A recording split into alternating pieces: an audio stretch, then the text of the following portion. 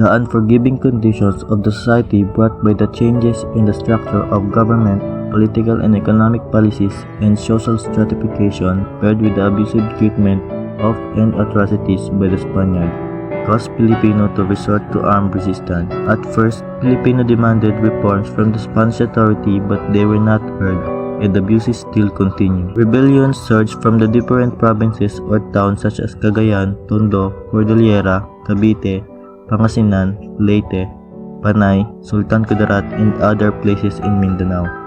The native of Cordillera and Moros from the south were successful in repelling the Spaniards. However, most of the resistance in the Philippines were neutralized. Here are some of the reasons why these uprisings failed. Spaniards possessed superior weapons and were able to employ native mercenaries. People remained divided and lacked unity. Giving up positions of power and privilege to the Dato, chieftain, and their family made the Ismailicas collaborate with the Spaniards, thus weakened unity among people. The Spaniards in the Philippines founded many colleges and schools for men and women that were initially exclusive for Spanish and Spanish mestizos but later opened doors for Filipinos. Some examples of these schools were San Juan, Lilitran, and University of Santo Tomas.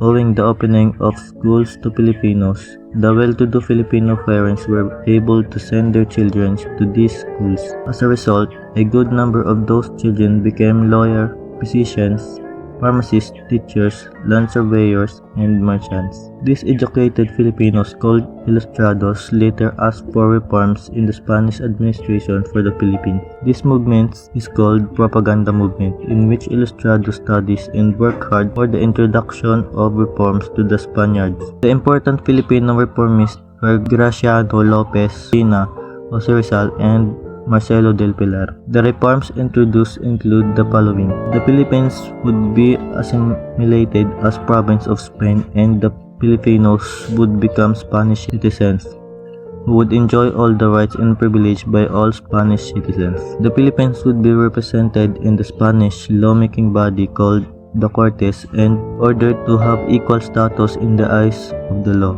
However, this campaign failed despite its benefits. The reasons were as follows. The Spanish officials in the country were too busy with their own problems to listen to the collective voice of the reformists. The reformists do not have enough financial means to make their campaign effective.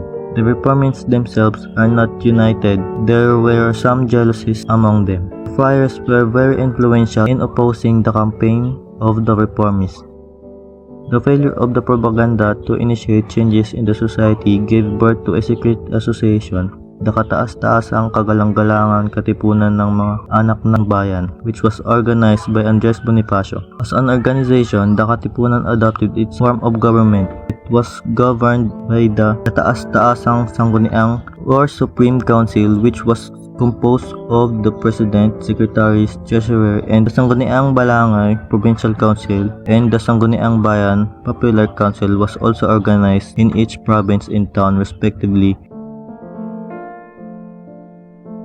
Two Katipuneros named Apolionio de la Cruz and Teodoro Pateno had a quarrel. Their work at Diario de Manila were the Katipunan printed daily newspapers. Their fight caused Pateno to reveal the secrets of the Katipunan to her sister and told to the Madre Portera about it. Madre Portera advised Pateno to reveal the secrets to Father Mariano Hill. Pateno did what Madre Portera advised him and as a result, Father Hill informed the officers of the Manila Police to prove this allegation. They investigated Diario de Manila. Later, they found pieces of evidences pointing to the existence of a secret organization. As such, the police was convinced and they raided many houses in Manila and the suburbs looking for alleged members of the Katipunan. That night, the police arrested many innocent Filipinos. Upon the discovery of Katipunan, Bonifacio gathered the Katipuneros at a sitio called Pugadlawen and asked them if they were ready to fight. Ever should they were prepared to die. They brought out their cedulas, tore them into pieces, and had a battle cry.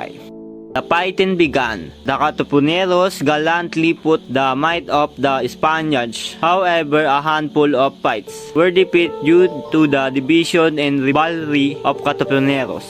Katipunan was divided into two factions, Magdalo favoring Aguinaldo as the leader and Magdiwang favoring Bonifacio. Eventually, the Katipunan was replaced by another form of government headed by General Emilio Aguinaldo, who was elected as the president in the election held at the Heros Convention. On November 1, 1897, Emilio Aguinaldo established the Biak na Bato Republic. It had a constitution which was to take effect for 2 years only. The First Philippine Republic, also known as the Malolos Republic, was formed after the Declaration of Independence and the collapse of the Spanish rule over the Philippines. Additionally, it was established with the proclamation of the Malolos Constitution. The Republic at Malolos was the first to frame a comprehensive constitution duly approved by the partially elected officials. It declared that sovereignty resides exclusively in the people, stated basic civil rights, separated the church and the state, and called for the creation of an assembly of representatives to act as legislative body. Furthermore, it called for a parliamentary republic as a form of government. The president was elected for a term of 4 years by a majority of the assembly.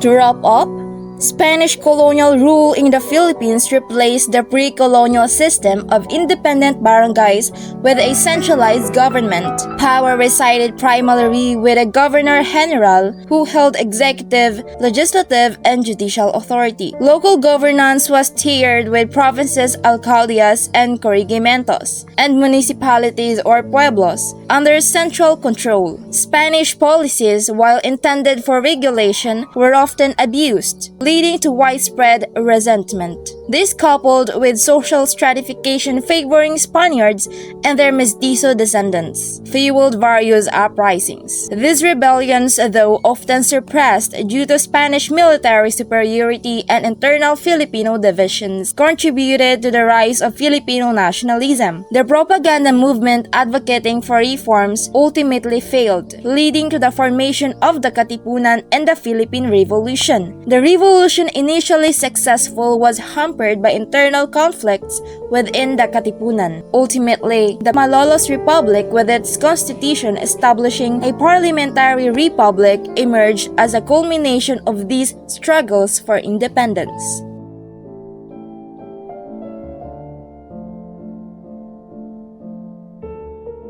Thank you. May your heart stay light and your spirit soar.